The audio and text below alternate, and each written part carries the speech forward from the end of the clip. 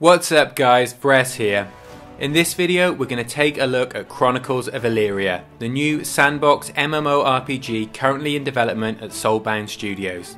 I'm going to give a brief overview of what we know so far and try to determine whether it's a game worth getting excited about. Please remember that all footage shown is pre-alpha and the developers have mentioned that a lot of what you're seeing is placeholder content and will improve as they continue to develop the game. It's also worth mentioning that it's impossible for me to cover everything in this brief overview video, so be sure to check out the Chronicles of Elyria website for further details.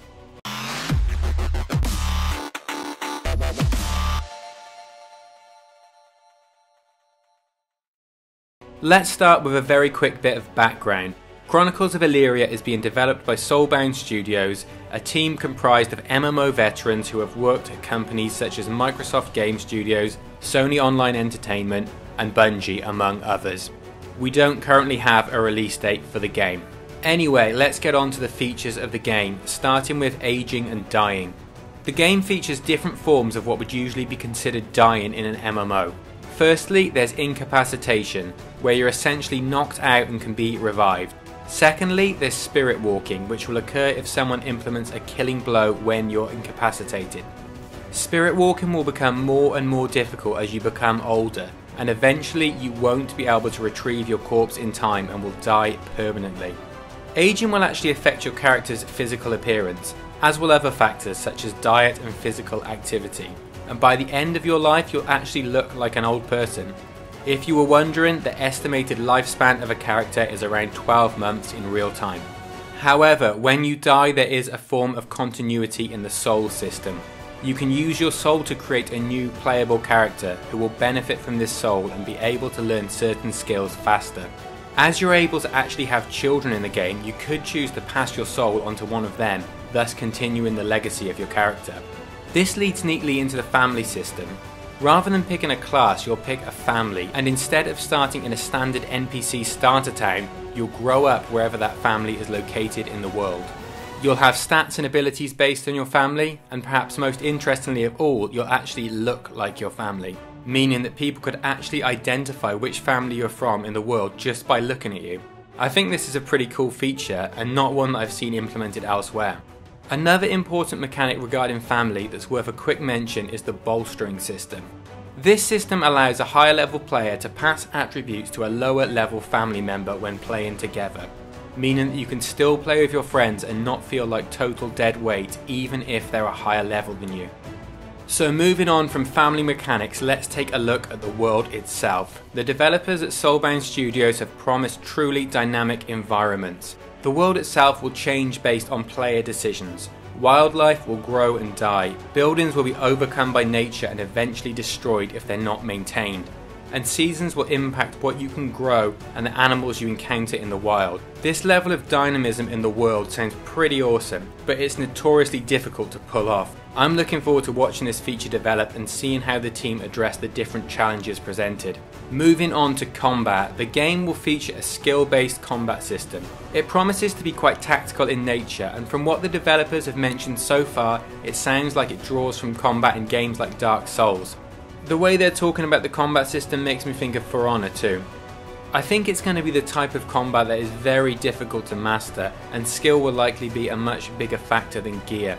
Equipment will, however, heavily influence your fight style, as will your family in fact, and they say to expect very different fighting styles from players coming from different areas of the world. Obviously, the footage shown here is incredibly basic and the combat system is nowhere near finished, so it'd be sensible not to judge it too much based on pre-alpha footage. So what I'm telling you here is based on what the developers have said rather than this footage that we can see right now. Of course, one consequence of combat is dying, and if you die you will be lootable to varying extents based on whether you're knocked out, spirit walking or permanently dead. The game's going to implement a corpse search system where you'll have to check different areas on the player's body in order to find precious items that they may have hidden. There will also be harsh consequences for murderers, with a bounty system in place that could see you exiled from main settlements and forced to live in the wilds without food or shelter.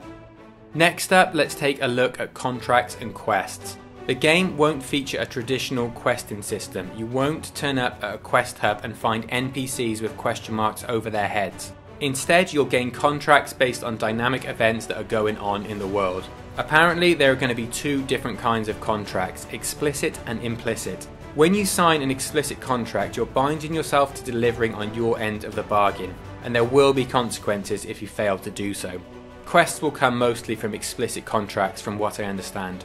Implicit contracts, on the other hand, are contracts that have been signed into law. For example, a law that may have been implemented by the players controlling a particular region. We'll talk more about that in a moment.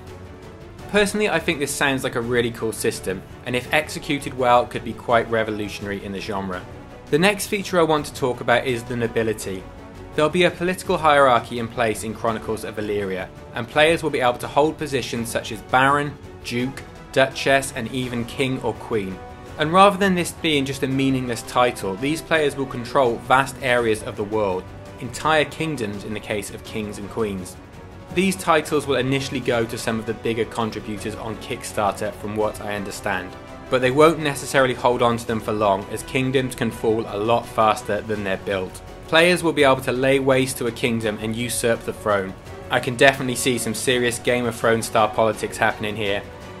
There are stacks of other interesting features that have been promised with Chronicles of Elyria, such as the technology and research system in which players influence the technological advancement of the world, an in-depth crafting and profession system that is supposed to be skill-based rather than just grinding, the ability to purchase land and build structures as well as lay siege to them, and the ability to transfer the environment using parkour, which isn't a feature that I'm personally that bothered about, but it's still pretty cool to see in an MMO.